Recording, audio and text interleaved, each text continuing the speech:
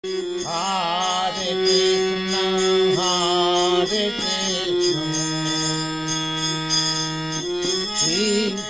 Krishna, Hare Hare, Hare Krishna, Krishna Krishna, Hare Hare, Hare Rama.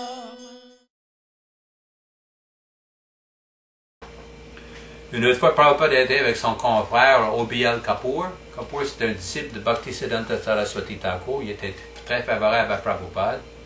Puis il venait discuter avec Prabhupada plusieurs fois. Il était dans sa chambre. Puis un soir, Prabhupada, il parlait de la signification de l'explication du Seigneur Vishnu. Selon la philosophie de Gaudiya Philosophy, il y a Krishna, la suprême personnalité, c'est l'origine de Narayana et de Vishnu. Puis Prabhupada y avait demandé, est-ce qu'il y a aucun dévot qui est ici qui est capable d'expliquer la signification des trois Vishnus? Les trois Vishnus, c'est les manifestations du Seigneur Vishnu dans le monde matériel, un dans le corps de toutes les âmes, puis un qui s'appelle Garbhodakshaya Vishnu en bas de l'univers, puis un autre qui s'appelle Karanodakshaya Vishnu ça s'appelle l'océan Kozak. L'océan Kozak? Oui. Kozak. Puis il y avait un dévot qui s'appelait Subal. Puis Subal, il avait commencé à expliquer les versets, un verset du Bhagavad Gita, puis il expliquait systématiquement toutes les explications des trois différents Vishnus. Puis le docteur Kapoor, il entendait ça, puis il regardait ça, il disait « Oh! » Et Prabhupada, après qu'il a fait une explication, il a dit « Regardez ça, comment ils ont appris la philosophie de Krishna. » Ils ont appris tout ça comme ça. Prabhupada était très humble, il était très encourageant avec ses disciples comme ça.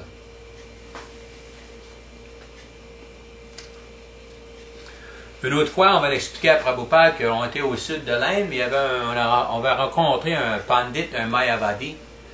Puis le Mayavadi, il a fait des critiques de Krishna, parce qu'il disait que Krishna, il avait dit dans le Mahabharata, il avait dit à Maharaj Yudhishthira de dire un mensonge, puis Krishna, il dansait avec les gopis, puis Krishna, il faisait ci, puis Krishna, il faisait ça, là. Puis les autres, on avait essayé de faire des arguments avec lui. Puis après ça, Prabhupada, lorsqu'on avait expliqué ça à Prabhupada, il a dit, non, c'est pas la bonne façon d'expliquer comme ça. S'il y a des personnes qui critiquent la personnalité de Krishna, là, les activités de Krishna, là, tu dois leur répondre, c'est impossible de comprendre les activités de Krishna si vous ne comprenez pas la personnalité de Krishna. Ensuite, Prabhupada a expliqué, il a donné des citations du Brahma Samhita, Ishvara Parama Krishna, du Bhagavad Gita, Aham Sarvasya Prabhavo, et aussi du 7e chapitre du Bhagavad Gita, Matta Paratam Nanya, il n'y a pas de vérité qui est supérieure à moi. Et Prabhupada explique, j'ai donné des versets comme ça c'est la position de Krishna. Et Prabhupada avait dit, ça c'est la position de la suprême personnalité de la divinité. Si vous ne comprenez pas ça, c'est impossible de comprendre les activités de Krishna comme ça. C'était une bonne révélation de Prabhupada. Veux-tu juste donner une petite définition de Mayavadi, parce qu'il n'y a pas beaucoup de pays. Les Mayavadi, c'est les impersonnalistes, ceux qui pensent que simplement que la personne de Krishna c'est inférieur au Brahman, que c'est la forme impersonnelle, la manifestation impersonnelle de la vérité absolue, et la personne de Krishna c'est supérieur, que tout vient de Krishna. C'est les Mayavadis, c'est ceux qui ont cette position philosophique comme ça.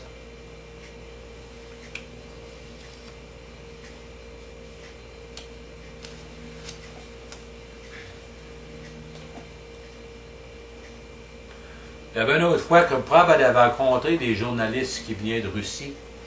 Mais ça, c'était en 1974 à Nouvelle-Delhi. Mais ça, dans ce temps-là, c'était encore dans le temps que la Russie est un pays communiste. Puis, eux autres, il est venu interviewer Prabhupada, puis demander des questions. Prabhupada avait été à Moscou un petit peu de temps avant, puis il avait fait un dévot russe. Puis eux autres, lorsqu'il y a des dévots, nous autres, en arrière, on avait discuté avec des dévots, les secrétaires de Prabhupada, de la façon qu'ils demandaient à Prabhupada, ils essayaient de trouver c'est qui était le dévot que Prabhupada avait fait là-bas. On pensait qu'eux autres, peut-être qu'il y a des agents russes ou des agents communistes ou des espions, quelque chose. C'est pas il ne se comportait pas d'une façon qu'un journaliste normal se comportait. Il était assez tout le monde remonté à cette question. Puis après quelque temps, on savait que Prabhupada savait exactement ce qui se faisait. Là. Après quelque temps, Prabhupada il a commencé à parler. Puis Prabhupada ne donnait pas l'information au sujet de ce débat-là. Puis il expliquait la philosophie générale de la conscience de Krishna, puis la signification de Krishna, comme le mouvement a été épandu partout dans le monde, puis c'est quoi la signification du mantra, comme ça. Puis après quelque temps, Prabhupada a dit aux journalistes, c'est quelle est la différence entre vous autres Américains et les deux Russes? C'est comme un chien. Un chien va courir sur 4 pattes, vous courez sur 4 roues. C'est quoi la différence? Il n'y a pas de différence. Les journalistes étaient... Il n'avait jamais entendu par quelqu'un de parler comme ça. Il y avait une autre fois, Prabhupada était dans le parc à New Delhi. Il y avait une marche avec Prabhupada, on avait marché, puis il y avait une personne, c'était un hindou, puis il pratiquait du yoga, puis il avait la tête en bas, puis les pieds en haut. Il était comme ça, puis les dévots, il a commencé à rire. Il disait, hey, qu'est-ce qu'il fait là? Regarde ça là. Papa les arrêter, il disait, non, riez pas comme ça, là. C'est pas bon, là. Vous ne pouvez pas rire de lui, ça c'est bon, du yoga c'est bon. C'est pas avancé comme le parti yoga, mais c'est bon, vous ne devrez pas rire comme ça. Papa n'a pas aimé ça comme ça.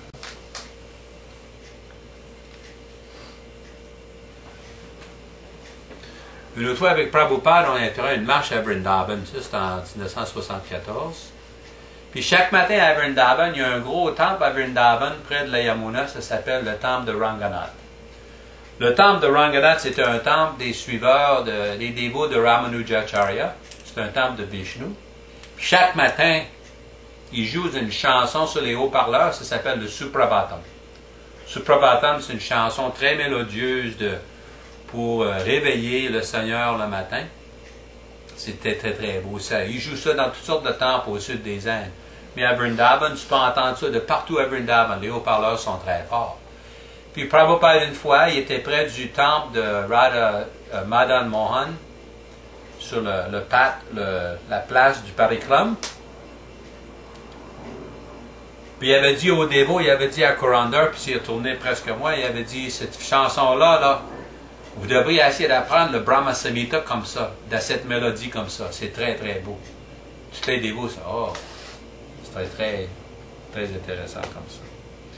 Et Prabhupada avait dit à Kurandar, il dit, le temple ici, là, Madan Mohan, ça a été construit avant que votre pays en Amérique avait même commencé.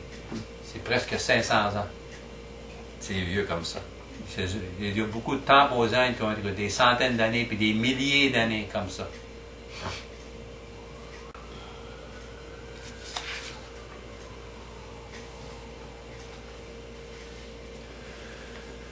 Une autre fois, en 1975, à Hawaï, il y avait un ou deux dévots qui est venu Prabhupada dans sa chambre. Puis eux autres, il y avait un dévot qui avait une grosse barbe, puis il avait des cheveux longs comme un hippie. Il était venu Prabhupada, puis il avait commencé à faire des arguments avec Prabhupada. Puis Prabhupada le regardait, puis il regardait, hey, c'est qui ça? Parce que Guru Kripa était là, puis il y avait un autre dévoté, Paramahamsa Swami. Puis Prabhupada regardait ce dévot-là, puis il faisait des critiques des dévots, puis il parlait. Mais ce dévot, il a comme Prabhupada dit, c'est quoi ton nom, toi? Qui tu es, ça? Je t'ai jamais vu. Prabhupada, moi, je suis votre disciple, Prabhupada. Prabhupada, t'es mon disciple? Prabhupada, non. Prabhupada, oui, Prabhupada, vous m'avez initié, mon nom, c'est... Prabhupada, non, vous n'êtes pas mon disciple. Prabhupada, non, Prabhupada, vous m'avez initié dans cette place, dans ce temps-là, dans cette date. Prabhupada, non, tu n'es pas mon disciple. Parce que si tu es mon disciple, tu vas être comme les deux, là. Tu peux être habillé comme ça, tu peux suivre comme ça, tu peux chanter et faire comme ça. Si tu n'es pas ma discipline, tu n'es pas mon disciple. Puis après quelque temps, le hippie, là, il a continué là, à faire des arguments à Prabhupada. Prabhupada, il a penché un peu. Puis chaque soir, Prabhupada, lorsqu'il était avec nous autres, on lui donnait du lait chaud. Un petit peu du lait avec des bananes, quelque chose. Puis Prabhupada, il essayait de prendre son lait. Puis ce gars-là, il continuait à faire des arguments à Prabhupada. Prabhupada, il a pris son petit cup, sa petite tasse, il la met sur la table. Il m'a dit, mon ami, je suis un vieil homme, laisse-moi boire mon lait. Merci. Allez-vous dire.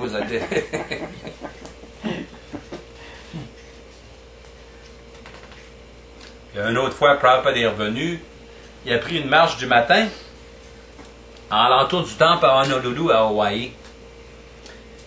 Puis il y avait, lorsqu'il est arrivé près de l'entrée, après la marche, près de l'entrée du temple, il y avait une petite gate, comment ça en français, un gate? Une porte, Une porte. Une gate. Gate. Porte. C'est comme une porte près de l'entrée de la propriété. Puis il y avait un petit mosquito. Ben ouais. Un maingouin, ok. Alors ça, j'ai des besoins, j'ai des besoins de l'aide. Il y a un petit maingouin qui s'en allait un petit peu partout. Prabhupada disait, regardez ça, la puissance de Krishna. Krishna est capable de faire un petit maingouin gros comme ça. Puis eux autres, les scientifiques sont très fiers. Oh, on a un gros avion. Essaye de faire un petit maingouin, là. Essaye de monter un scientiste qui est capable de faire un petit maingouin. Ils sont pas capables. Ils sont capables de continuer à rire. Une autre fois, pour un matin, on est allé, on a pris une... Prabhupada le matin, il n'avait pas pris sa marche. On est allé avec Bali Mardhan, une Guru Kripa, dans l'automobile, puis on est allé sur un sommet d'une montagne à Honolulu. C'est le plus haut sommet dans la ville d'Honolulu. Il y avait toutes sortes de plantes là-bas qu'on ne voit jamais dans aucune part de Hawaï, aucune part aux États-Unis, n'importe quelle partout. Il y a des fleurs tropicales, puis des affaires, quelque chose de très spécial. Puis Prabhupada, il a commencé à demander à Bali Mardhan, où est-ce que tu sais les plantes comme ça, d'où est-ce que ça vient? D'où est-ce que ça vient, ça? Et personne ne pouvait expliquer ça. Prabhupada avait dit, Pralaya Prayodi Jale Dritavana Sivedam. Lorsqu'il y avait le déluge universel, toutes les seeds, Les semences. Les graines, les semences. les graines des semences, c'était partout dans le monde. Ça, c'est la manifestation de Krishna comme ça. C'est pour ça qu'il y a des semences qui sont spéciales, à des places spéciales que tu vas trouver dans aucune autre part. Prabhupada dit, ça, c'est la puissance de Krishna. Puis une autre fois, un matin, sur une marche près de la mer, à Honolulu, il y avait des dévots qui étaient venus. Parce qu'à Hawaï, il y avait des dévots qui vivaient dans le temple. Il y avait toutes sortes de dévots qui étaient des dévots qui étaient sympathiques, c'est comme des amis de Krishna, des sympathiques. Puis ils venaient, puis eux autres, il y avait beaucoup de dévots qui n'étaient pas trop sérieux. Puis à Hawaï, c'est un petit peu comme ça. Puis il y avait une jeune fille qui était venue, Prabhupada, puis il y avait, sur la marche de Prabhupada, Prabhupada chantait, puis il chantait. Puis il y avait une jeune fille qui a demandé à Prabhupada, il y a plusieurs fois dans vos livres, là, il y a des commentaires, puis il y a des explications, c'est trop difficile, c'est très, très difficile à comprendre. Puis il y avait un petit moment de silence.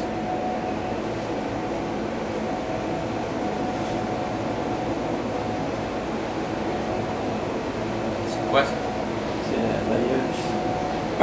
C'est qui balaye la rue.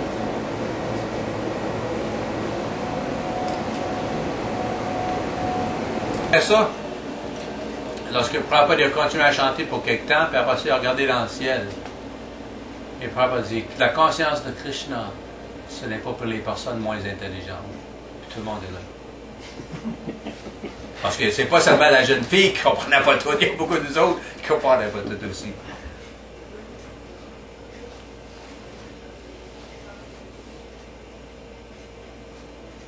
Comment est-ce qu'on doit interpréter ça, une phrase comme ça?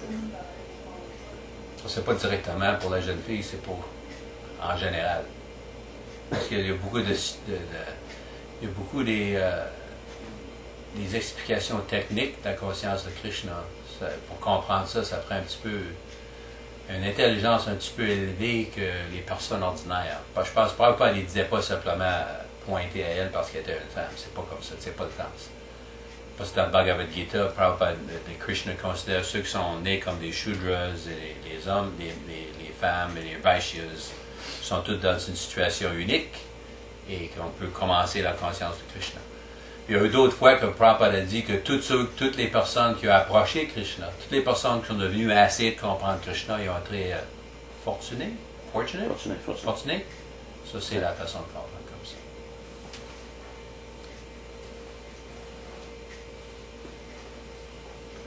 Il y avait une autre fois que Prabhupada était au sud des Indes, au centre de la ville d'Hyderabad. Lorsqu'on a ouvert le temple de Krishna à Hyderabad au mois d'août de 1976, on avait invité des brahmanas d'Indiens aux Indes, parce qu'il y avait des hommes qui étaient sympathiques au mouvement, qui nous avaient dit, si vous n'amenez pas des brahmanes locaux, les personnes, beaucoup certaines n'accepteront pas votre temple, ils vont dire que ça ne sera pas autorisé. C'est simplement des Américains ou des Européens qui vont faire ça, ils n'accepteront pas ça.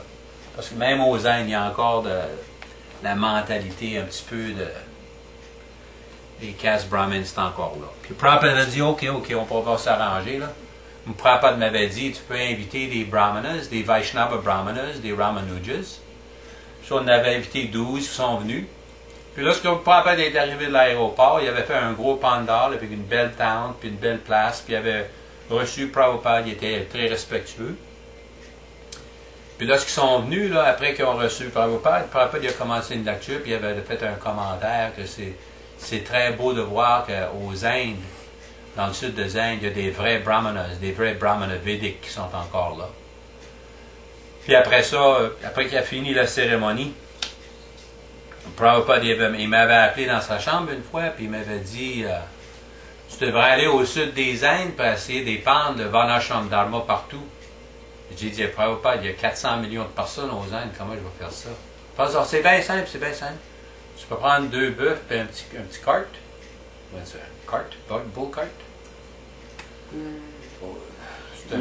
Quelque chose en arrière du bœuf? Oui, un peu en arrière du bœuf. Une genre de charrette? Ou... C'est une genre de charrette, quelque chose. Tu mets des livres, puis tu amènes une image de Krishna, puis tu amènes là-bas, ils vont tout accepter, puis tu distribues du prasadam comme ça.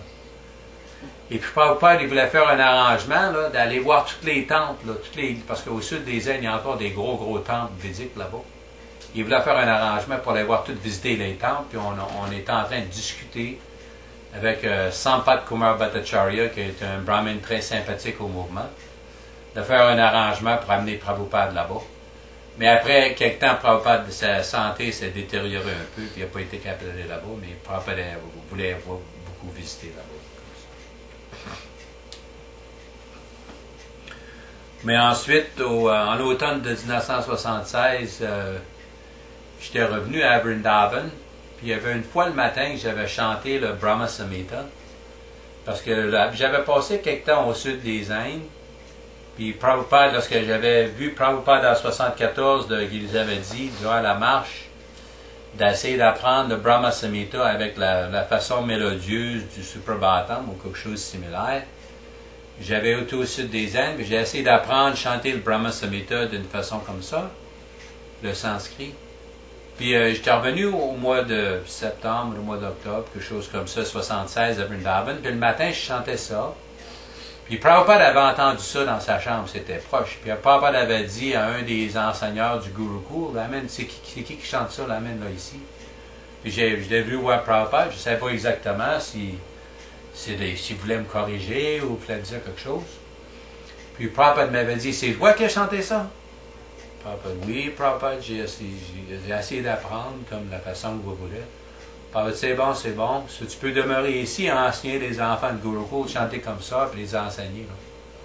Puis après ça, c'est le commencement. Prabhupada m'avait dit d'aider à enseigner les enfants jeunes, la Gurukul. La Gurukul, c'est l'école védique pour essayer d'entraîner les enfants puis les dévots après le système de chanter et d'étudier la philosophie de Krishna.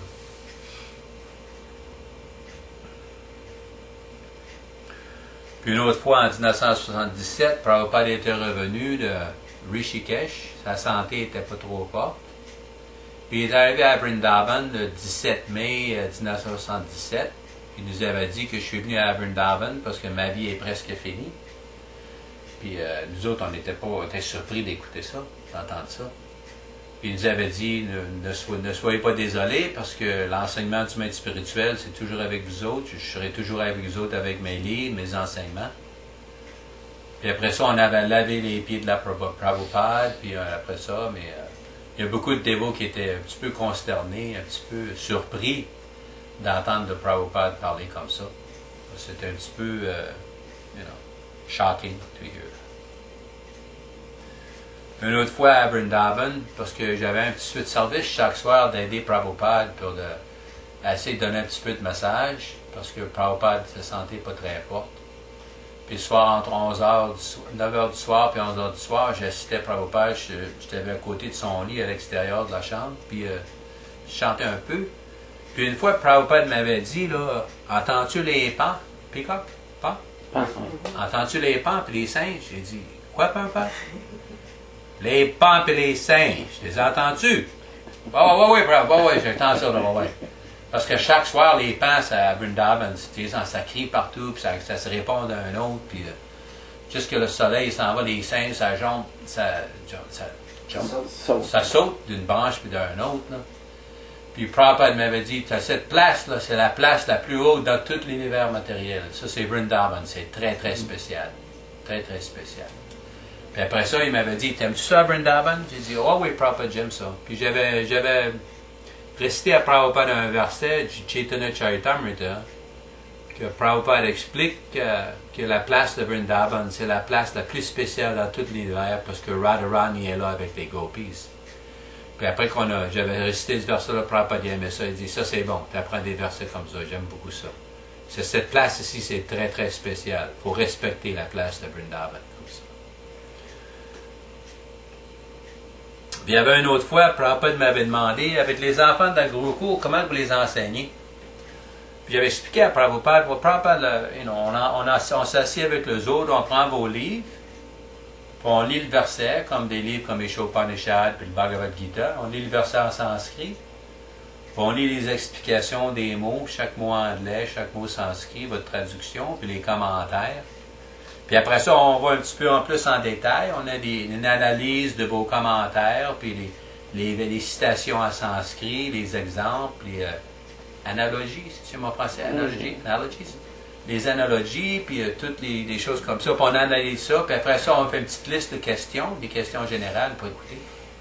Et puis après ça, c'est très très bon, c'est la façon de lire mes livres. Puis après ça, il dit, ce que tu fais, lorsque tu lis le commentaire, tu prends chaque sentence, chaque phrase, tu comprends, puis s'il y a des citations en sanskrit, ça c'est important, il me prend pas d'esprit. Lorsque j'ai traduit ces livres, c'est la traduction des acharyas, des previous acharyas, des précédents acharyas. Puis s'il y a des exemples, essayez de discuter ça, faites des questions, puis tu peux faire des questions d'une façon que tous vont participer. De cette façon-là, ils vont comprendre et discuter tout comme ça. So, Prabhupada était très content comme ça. Puis Prabhupada a dit, fais sûr que tous tes enfants aient une bonne éducation, qu'ils ont assez de nourriture, assez de lait, assez de sucreries, beaucoup de temps pour jouer et d'étudier et de chanter comme ça, puis très content.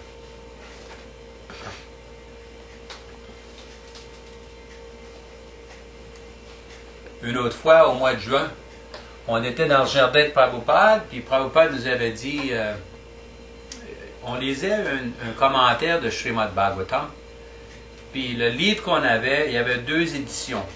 Il y avait une édition récente, puis une édition originelle. Puis l'édition récente, il y avait des mots qui avaient été changés dans le commentaire.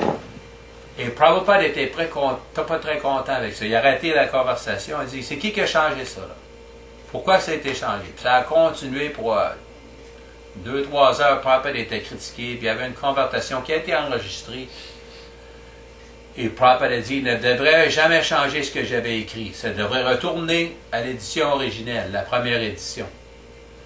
Puis après ça, il y avait une fois que Prabhupada, le secrétaire de Prabhupada avait parti de la chambre, puis j'étais là, j'étais en train de chanter en avant de Prabhupada, il m'a dit, hey, toi là, arrête-là, là. Tu dois arrêter ça, là. Puis il avait pris aux Indes, là, parce que là, les petites fans, ventilateurs pour un petit peu d'air, c'est cool. Puis il avait pris un petit peu un papier, là, c'est une broche, c'est une broche de cristal pour garder les papiers, paperweight. Après, tu peux leur dire, s'ils vont changer un mot de ce que j'ai écrit, ça va tout gâter tout ce que j'ai fait. Il ne faut pas changer rien. Dieu lui dit, écris une lettre, demande-leur de ne pas changer rien et de retourner les livres de la façon originale. Après ça, j'avais écrit une lettre, mais il n'y avait rien qui s'est passé après ça. Prabhupada n'était pas très très content de savoir que ses livres avaient été changés, même dans sa présence. Qui est-ce qui avait changé ça? Des éditeurs qui avaient changé, parce que la première édition des livres de Prabhupada avait été publiée, mais les éditions subséquentes, il avait changé des mots, il y avait deux autres affaires, et Prabhupada ne voulait pas avoir ça. Il ne voulait pas avoir changé ça. Il y avait une autre fois, au mois d'août 1977, et Prabhupada m'avait appelé dans sa chambre et m'avait demandé que je voulais que tu vas aller en Fidji. Fidji, c'est une île près de l'Australie, de Nouvelle-Zélande. Puis il y avait beaucoup des hindous là-bas qui avaient construit un temple de Krishna, puis ils sont devenus des suivants de Prabhupada, des disciples de Prabhupada, excusez-moi. Puis les dévots, ils avaient fait un gros temple, il avait 2-3 étages, puis il y avait le support de toute la communauté, puis il y avait des donations. Puis il voulait que Prabhupada voulait venir là-bas. Mais Prabhupada, sa santé n'était pas trop forte pour aller voyager comme ça. Puis Prabhupada voulait avoir Brahmananda Swami d'aller là-bas. Puis Brahmananda Swami il avait suggéré à Prabhupada, bon, Prabhupada voulait avoir Yashodananda, il peut faire ça, il aime ça faire ça. Puis, Prabhupada m'a dit, il veut amener là, puis il va venir me parler. Prabhupada a dit, là, j'aimerais ça si tu allais en Fidji pour ouvrir le temple. Il a dit, ok, Prabhupada, c'est bien, c'est correct.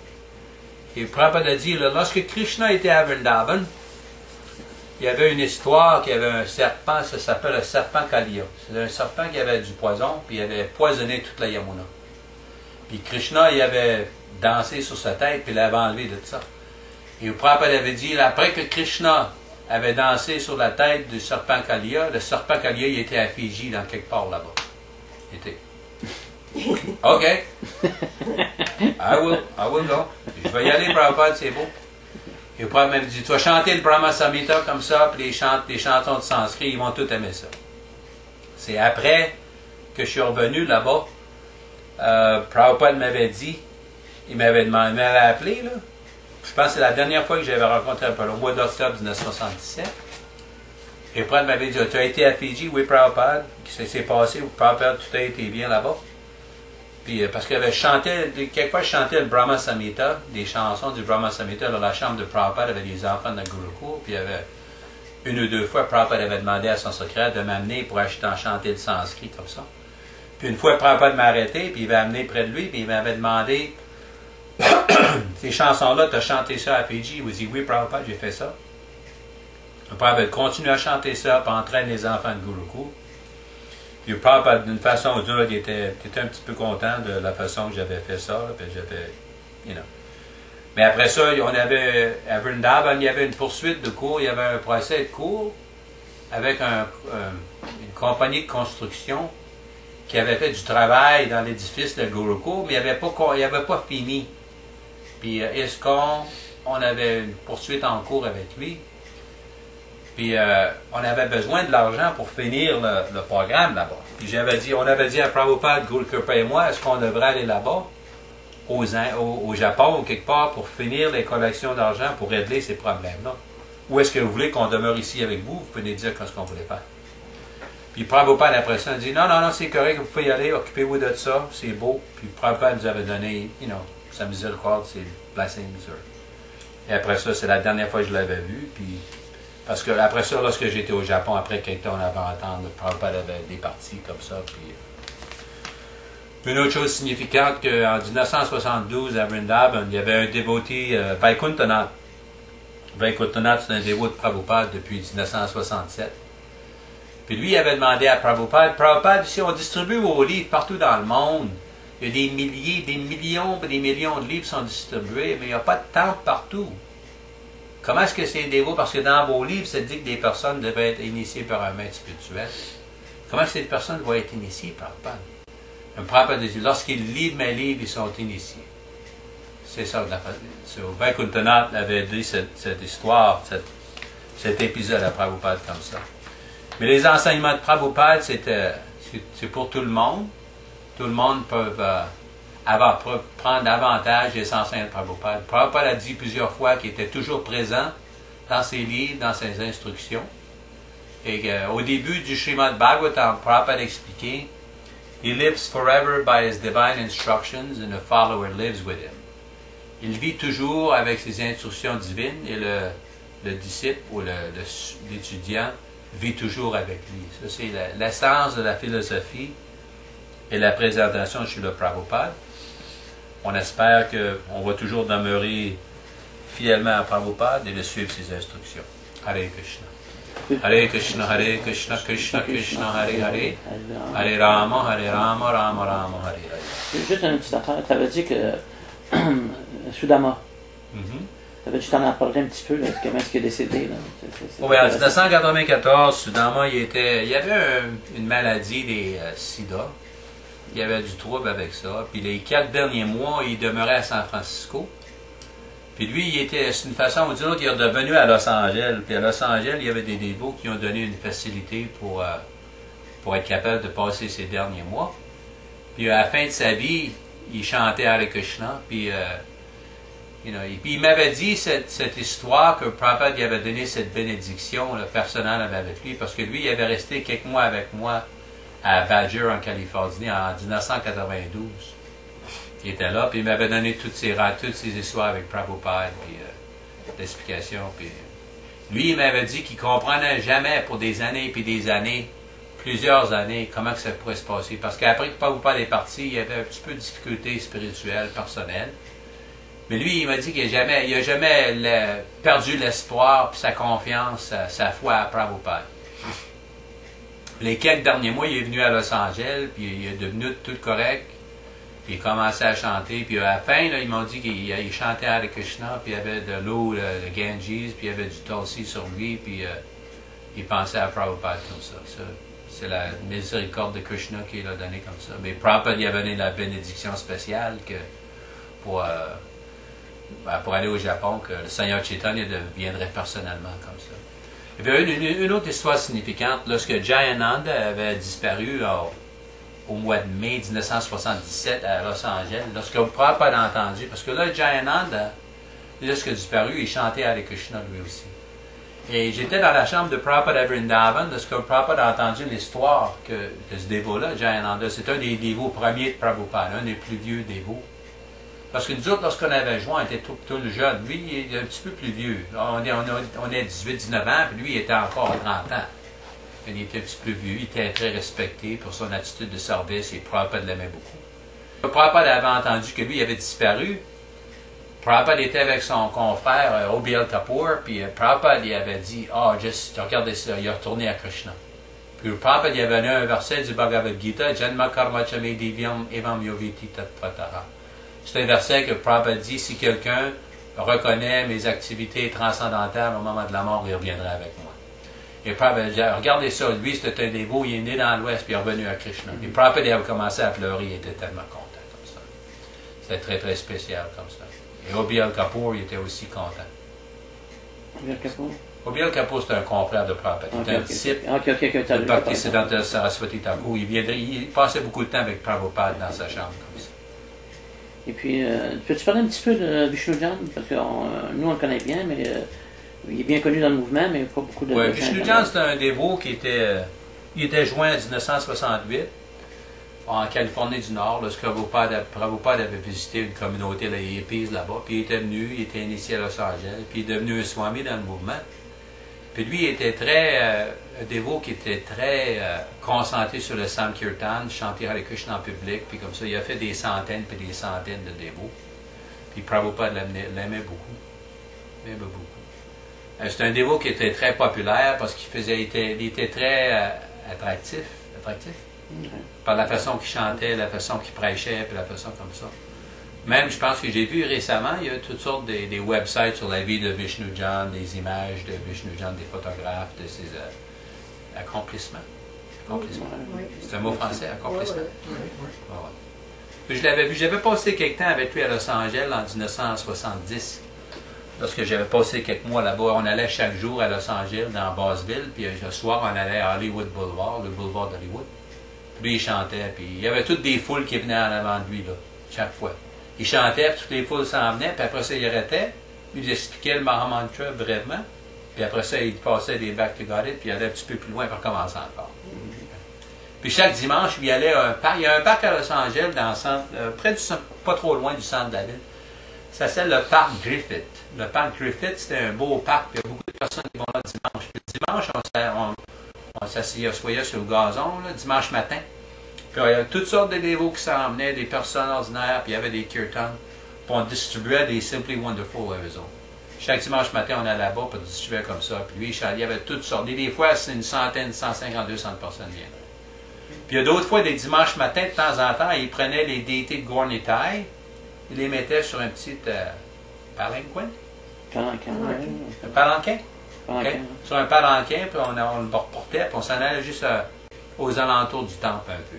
Puis il y a toutes sortes de personnes qui venaient là-bas. Il chantait 8 à 10 heures par jour. Hein. Pardon? Oui, il chantait au moins 8-9 heures par jour. Je ne sais pas s'il y en a qui ont des questions. Je sais pas. Il reste peut-être 10-15 minutes. Oui. Question. Je veux dire, qu'arrive-t-il de ces. Est-ce qu'il y a encore des dévots maintenant qui font des démonstrations de Sankirtan, Oh, il y en a. des choses comme ça? Oh, il y en a. C'est moins qu'avant. Hein. Ça a ralenti un peu dans plusieurs places, mais je connais beaucoup de dévots qui sont peut-être pas officiellement avec ESCOM, mais je connais des dévots à Washington, Damagouche, Narasimha, puis il y a d'autres dévots à Los Angeles. Il y a des dévots qui vont en public, qui chantent. Ah oui? Oh, oui. Puis je pense qu'ESCOM, de temps en temps, ils font aussi du chanton. Parce qu'au début, la phase originelle, l'ère originelle du mouvement, il y avait beaucoup plus d'enthousiasme. Il y avait beaucoup d'expansion du mouvement comme ça. Maintenant, c'est moins. Le mouvement est dans une époque différente. Est-ce qu'on peut dire que les dévots du temple, c'est à proscrire? À proscrire. À éviter. Lequel sur pied? Oui, entre autres. Les temples, là, en tant que tels, comme les anciens dévots, les anciens dévots, Oui, les Ritviques, je reviens à Ritviques. Les Ritviques, en fait, les autres ils savent qu'il y a une coupure entre nous et Iscont. Hein? Puis ils demandent si on ne devrait plus aller au temple. Hein? C'est ça un petit peu, Charles? Ou bien si le temple, c'est à bannir, c'est fini, ou bien il y a encore du bon au temple. Okay. Oui, il y a toujours du bon dans le temple. Krishna est là. C'est ça que je me dis. Krishna n'est pas pollué. Krishna n'est jamais pollué. C'est comme la rivière des Ganges. La Gange, c'est jamais pollué. Mais qu'est-ce qui explique alors que certains dévots ne veulent plus aller au temple? À cause de... Pourquoi tu penses? À cause que soi-disant, que ils s'approprient le droit d'initier eux-mêmes les dévots. Ah, ça, c'est une chose différente. Ça vient dans la façon, dans le political sense. Politique, mais le politique. Parce qu'il y a des explications philosophiques, puis après ça, il y a un côté politique. OK. Là, maintenant, en Amérique du Nord, il y a plus de dévots qui vivent en dehors des temples d'ISKCON que dans les temples d'ISKCON. Ah ouais? Et ça, c'est la réalité sociale, la réalité économique, la réalité présentement. Y a-t-il une union de ces dévots-là qui sont à l'extérieur? Union, ça dépend de la façon que tu vas faire une définition de l'union. Il y a des dévots qui sont il y a de l'union philosophique sur Prabhupada, sur les enseignements de Prabhupada, mais ils ne sont peut-être pas union toute géographique ou union dans une corporation comme ça, mais le mouvement continue. Le mouvement des suiveurs de Prabhupada continue. Est-ce qu'il pourrait y avoir une organisation de rassemblement de ces dévots-là? Parallèlement au temple, parallèlement... Il y en a. Il y a une société qu'on s'appelle Hare Krishna Society. Société d'Hare Krishna, on a ça en Californie, puis en Washington, Oregon, en Malaysia, Singapour, Nouvelle-Zélande, aux Indes. Ils sont restés vraiment là, au pied de Prabhupada. Oui, il y a toutes sortes de dévots. Il y a des dévots partout. Chaque jour, j'en ai des dévots à Toronto. Il y a même si à Toronto, il y a 2 petits temples. Il y a un temple sur rue Victoria, puis il y a un autre temple ici. Il y a des dévots à Toronto. Je connais des dévots à New York, il y a un temple là-bas. Ils invitent des personnes. Il y a des dévots en Caroline du Nord, des dévots en Floride, des dévots en Texas, des dévots à Nouveau-Mexique. Il y a des dévots partout. Quelle est leur attitude vis-à-vis des temples, vis-à-vis de ceux qui sont... Ils ont du respect pour le temple, mais même s'il y a des différences philosophiques, le procès du service dévotionnel n'arrête pas. C'est comme une rivière. Tu n'arrêteras pas le fleuve Saint-Laurent. Le fleuve Saint-Laurent va continuer. Là. Même si quelqu'un va faire une bâtisse ou une usine, ça continue jusqu'à la mer Atlantique. C'est le procès du service dévotionnel, ça va continuer. Même s'il va y avoir des difficultés politiques ou ci ou ça. L'idée, c'est de concentrer sur les enseignements du maître spirituel Prabhupada, les choses positives, les enseignements du Seigneur Chaitanya. Ça peut être pratiqué n'importe quelle place, dans le temple d'ISKCON, en dehors d'ISKCON, de quelle place comme ça. Puis ça, présentement, est-ce que c'est au temple, est-ce que c'est dangereux qu'ils perdent ça? Lorsque tu dis au temple, quel temple? Comme les différents temples. Le temple d'ISKCON ou Oui, ISKCON, ouais. Est-ce qu'ils peuvent perdre cette essence-là qui est importante? Prabhupada l'a dit plusieurs fois, si les personnes vont dévier, si les personnes vont changer les enseignements. On discutait hier, il y avait une lettre que Prabhupada avait écrite en 1969. Il dit, si vous avez mélangé la science de Krishna, l'enseignement de Krishna avec les affaires business motive, et, business motive. Les motivations de Motivation business. commerciale. Yeah, les affaires commerciales, you can spoil it. Vous pouvez le damager ou quelque chose. Une autre fois, Prabhupada avait dit, si vous avez changé un mot de que j'ai écrit, ça va tout faire du droit. Ça, c'est sûr. Il y avait une autre fois à Vrindavan, j'étais dans sa chambre, Prabhupada a dit, je suis très concerné que les buts et les les idéaux du mouvement de Krishna peuvent être compromis après que je vais départir. Prabhupada avait la crainte que les dévots, parce que si on regarde l'histoire, qu'est-ce qui s'est passé dans ce siècle, avec l'histoire de son gourou et l'institution après que Bhaktisiddhanta Saraswati Thakur avait départi. C'est pas un mystère que c'est écrit, Prabhupada a écrit ça dans les commentaires du Chaitanya Charitamrita, dans les conversations, qu'il y avait toutes sortes de difficultés, comme ça. Mais le procès, ça continue. Processus. Le processus, il n'y a pas de procès. Le C'était processus, qui son c'est quoi? maître à Panipat? Son maître, c'était Bhaktisiddhanta Saraswati Thakur Prabhupada. Lui, il avait départi en 1936, puis Prabhupada il avait prêché, il était un homme de famille, puis en 1950, il avait retiré de sa famille, puis en 1960, il était à Vrindavan, puis en 1965, il était venu à New York, puis en 1967, la ville de Montréal, c'était la troisième ville où Prabhupada était allé. Prabhupada était à New York, puis à San Francisco, puis après ça, son visa avait expiré, puis il s'était à Montréal. Même lorsque Prabhupada était à Montréal, il avait écrit une longue lettre au gouverneur général du Canada, M. Roland Michener.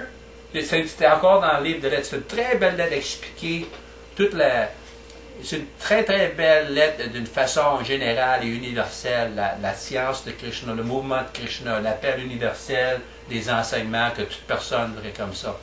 C'était très très très beau. Encore une dernière question, pour en venir au temple d'Aliscon, au temple de Krishna sur Pinot. Est-ce qu'on devrait y aller ou on ne devrait pas y aller? C'est à toi de décider. Tu peux y aller, il n'y a rien. Si tu veux là-bas, il n'y a pas de trouble, tu peux y aller. Mais les enseignements qu'ils font là-bas, je ne sais pas exactement qu'ils font, parce que c'est maintenant, là, après 30 ans, tu as deux sets of books. Okay? Il y a deux philosophies, puis deux formes de livres. Tu as le livre originel que nous autres on a, puis eux autres, ils ont les livres révisés. Ah ouais? Ils ont révisé la philosophie en changeant les livres aussi. Mais c'est un petit peu subtil. Subtil, c'est pas directement, mais parce que lorsque tu étudies graduellement, là, c'est pas la même chose. Mais si tu vois, là, il n'y a pas besoin de t'inquiéter parce que Prabhupada a écrit une fois que les temples peuvent tomber, les dévots peuvent tomber, mais mes livres ne tomberont jamais.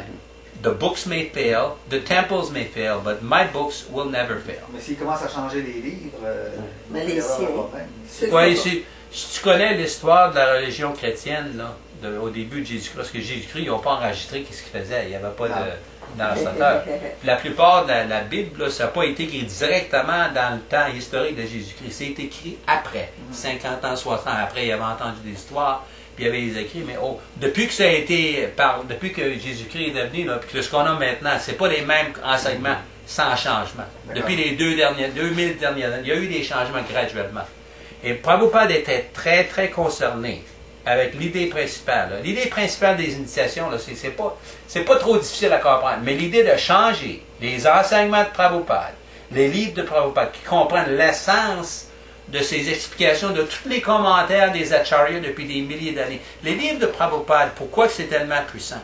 Parce que Prabhupada, lorsqu'il traduisait ces livres, on l'a vu le soir, il y avait des gros livres de sanskrit, c'est des milliers puis des milliers de pages, des gros livres épais comme ça. Ça, c'est tous des commentaires des acharyas de 700 ans avant, 1000 ans avant, 200 ans avant. Puis il avait condensé tout ça, puis d'expliquer ça dans un langage simple. Parce que hey, nous autres, là, ici, on est venus à Québec, puis à Sainte-Foy. On n'a pas le temps d'apprendre le sanskrit pour 12 années. C'est pas facile. Mais si autant... Prabhupada, il a distillé ça pour nous expliquer, pour condenser ça. Puis Prabhupada n'avait jamais donné d'autorité pour changer ses livres. Il ne voulait pas avoir ça. Parce qu'il savait là, que la proclivité, la tendency, la tendance de changer, là. Il y avait une fois, Prabhupada était dans sa chambre à Vrindavan. Puis Prabhupada, il avait un petit peu de trouble avec ses yeux. Puis il avait besoin de petites médecines à Mathura. Mathura, c'est 8000 plus loin. Puis il a dit au dévot, OK, je vais vous donner, prenez ça, puis allez acheter cette médecine. Puis les dévots, ils ont été chercher ça, mais ils n'ont pas amené quelque chose. Ils ont amené d'autres choses. Prabhupada a dit, pourquoi est-ce que vous ne suivez pas l'instruction que vous avez donnée? L'instruction était simple, vous l'écrivez, vous le suivez. Pourquoi ça avait changé? Une autre fois, il y avait un dévot, Prabhupada il avait demandé de fermer la porte. Il y avait quelque chose, il avait brisé la porte ou quelque chose. Prabhupada dit, vous le trouble, vous autres, les Américains, là. Votre trouble, là. Vous avez essayé de changer tout. Je vous donne une instruction, puis 2 minutes après, ça change encore. Il y avait une autre fois, Prabhupada il demeurait à Bombay. Bombay, c'est la capitale des Indes, puis il demeurait dans un appartement là, qui avait 7-8 étages. Puis Prabhupada il avait demandé à son serviteur, Nanda Kumar, va me chercher un petit peu de lait, parce que Prabhupada était un diabétique. Il prenait son lait le soir, il n'y avait pas de sucre dedans. Il demandait de donner pas de sucre. Mais aux Indes, là, si tu ne fais pas attention, là, le lait chaud, c'est plus du lait un peu. Il y avait du lait, des cajous, puis des amandes, puis du sucre, puis du safran, puis des épices. C'est quelque chose de différent. C'est plus du lait simple. Parce que le lait, tu le fais bouillir quelque chose, c'est chaud, c'est nourrissant. Puis, Nanda Kumar, il amène cette concoction, là. Il y a des amandes, il y a des cajous, il y a du safran. Qu'est-ce que c'est ça? Je t'ai demandé d'amener un petit peu du lait comme tu fais chaque jour. Pourquoi est-ce que tu fais ça? Oh, Prabhupada, j'ai essayé d'amener quelque chose pour vous plaire. Il y a de ci là-dedans, puis on fait ça spécial. Et Prabhupada dit, lorsque le maître spirituel vous demande quelque chose, amenez seulement cette chose. Tu n'as pas besoin d'inventer. Qu'est-ce que je vais faire avec cela? Pourquoi est-ce que vous amenez quelque chose que vous savez que je n'ai pas besoin? La leçon de ça, c'est que Prabhupada avait donné des instructions. Il était très concerné de ne pas changer. Il y avait un dévot de Prabhupada qui était un PhD? Docteur. Un docteur de science. Son nom, c'est Saurabh Damodar. Ça, c'est le dévot de Prabhupada. Il y avait plusieurs fois qui avait expliqué d'exposer la science matérielle des affaires de même. Il y avait des livres. Et Prabhupada l'avait amené à Vrindavan. Il avait dit, tu sais, puis il était indien. Il était né aux Indes. Et tu sais, il avait amené, il avait dit des milliers et des milliers d'années, la culture des Vaishnavas, la science de Krishna, c'était aux Indes, dans des villages, c'était très simple. Je suis très, très concerné que maintenant que ça a été dans l'Ouest, avec toutes les idées d'affaires, puis de commercial, puis des affaires de même, que de changer ça, c'est très, très... Prabhupada est très concerné avec ça. Parce que, tu sais, lorsque tu étudies les lettres de Prabhupada, les directives de Prabhupada, Prabhupada est très concerné quand des changements de ses enseignements. Les histoires d'initiation, c'est pas très, très compliqué. C'est pas une histoire de la science de rocket. C'est pas trop difficile. Mais changer les enseignements, parce que tu changes une chose, après ça, tu changes une autre chose, ça finit pas. À ce moment-là, si c'est si important que ça de ne pas changer les livres, puis qu'autant ils prennent des livres qui ont été modifiés, c'est dramatique. C'est dramatique parce que tu as une compréhension différente de philosophie. Ici, la compréhension des livres de Prabhupada, on dit que le maître spirituel qui est réalisé, qu'on appelle le Uttam Adhikari, ou en sanskrit, ça s'appelle un Mahabhagavata. C'est un pur dévot. Que le pur dévot, il reçoit les instructions de Krishna directement, il donne ça dans les livres. Lorsque quelqu'un qui n'est pas réalisé comme ça, qui a un dévot sur un différent niveau de réalisation dévotionnelle, qui peut être au début, au milieu dévotionnel, lorsque quelqu'un qui est comme ça, c'est pas la même chose. C'est ça qui se passe là, eux autres, ils vont en dehors des directives de Prabhupada. Parce que lorsque Prabhupada nous donne quelque chose, c'est comme si Krishna y a parlé. Dans le Chaitanya Charitamrita, il y a une place où Prabhupada explique que lorsque le maître spirituel parle, c'est comme que la suprême personnalité de divinité a dirigé le pur dévot de parler comme ça. Donc si on va au temple, il faut garder à l'esprit à ce moment-là qu'il y a danger. Je peux-tu ajouter quelque chose? Ici, dans le cas de Chambriton, Oui, ça oui. répond bien à sa question. En fait, nul ne doit devenir maître spirituel s'il n'a d'abord atteint le niveau de l'Uttama Adhikari. La Kanistha Adhikari et le Madhyama Adhikari peuvent aussi accepter les disciples. Mais parce qu'ils se trouveront plus ou moins au même niveau qu'eux, ces derniers, sous direction insuffisante, ne progresseront que très difficilement vers le but ultime. Tout disciple sérieux doit donc veiller à n'accepter pour maître spirituel que l'Uttama Adhikari. L'Uttama Adhikari, c'est le plus dévot. Ouais. Si tu regardes, il y a un programme des ordinateurs qui s'appelle le Prabhupada Folio. Dans le Prabhupada Folio, c'est un programme qui ont condensé tous les enseignements de Prabhupada, les livres de Prabhupada, les lectures, les présentations lorsqu'on avait des marches le matin. C'est un disque. Puis tu peux chercher là-dessus. Là, tu cherches le mot gourou, là, je pense qu'il y a 5494 quelque chose. OK. Tu vas chercher le mot pur dévot, il y a des centaines. Le mot succession disciplique, il y a encore des centaines. Prabhupada a donné toutes sortes d'instructions, très en détail, dans différentes situations. En 1978, lorsqu'ils ont commencé leur programme, là, moi j'étais avec eux autres, des groupes, comme j'avais dit, avant de commencer ça, parce qu'il y avait toutes sortes de dévots qui avaient beaucoup de questions, qui parlaient, qui discutaient, mais il n'y avait pas beaucoup de réponses claires.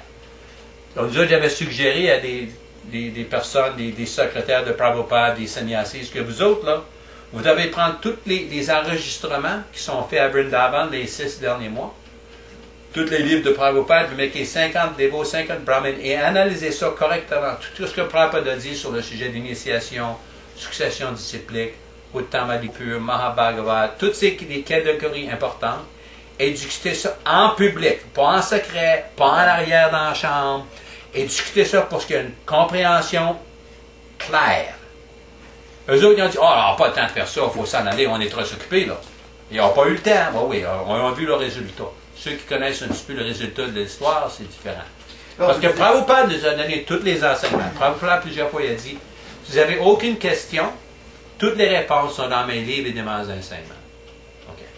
Non, de trouver les réponses, peut-être ça va prendre un petit peu de temps pour évaluer, de discuter, de rechercher qu'est-ce qu'il fait. Mais c'est pas qu'il y a un gros mystère que Prabhupada nous a donné. Prabhupada a donné toutes les situations très claires. On peut dire qu'il y a un schisme présentement dans la conscience de Krishna, entre le temple et les dévots, les anciens dévots. Bon, tu peux le regarder d'un autre côté. Il y a ceux qui suivent Prabhupada c'est ça. proprement et ceux qui ne suivent pas. Ça ne dépense pas qu'ils sont en dehors, dans le temple, à côté du temple, dans le mur du temple. C'est pas la compréhension. Ceux qui suivent, tu peux être dans le temple, en dehors du temple, tu peux être en dehors du temple et suivre, tu peux être dans le temple et suivre pas. Il y a des personnes dans l'histoire d'Iskon qui vivaient dans le temple, dans la chambre des déités, qui faisaient des affaires abominables. Puis on connaît des personnes qui presque ne vont jamais au temple, qui suivent parfaitement. Ça, c'est le critéria. C'est un mot français? Ça va venir, ça va venir. Ça va venir, oui, je te dis que c'est. Le critère, c'est pas simplement la location physique de la personne, c'est de quelle façon qu'ils suivent les enseignements. OK? Juste une petite seconde. OK, si tu fais une petite conclusion, puis s'il y a d'autres questions après, OK? Parce que là, il reste juste quelques minutes, moi ça que ça La conclusion, c'est de suivre les enseignements de Prabhupada, d'être chanté Hare Krishna et d'étudier sa philosophie exactement comme il l'a présenté. C'est très, très simple. Chantez Hare Krishna et votre vie sera sublime. Un jour. Hare Krishna. Hare Krishna. Hare Krishna. Hare Krishna, Hare Krishna, Krishna Krishna, Hare Hare, Hare Krishna, Hare Krishna, Krishna Krishna, Hare Hare, Hare Rama, Hare Rama, Hare Rama, Hare Rama, Rama Rama, Hare Hare, Hare Rama, Hare Rama, Rama Rama.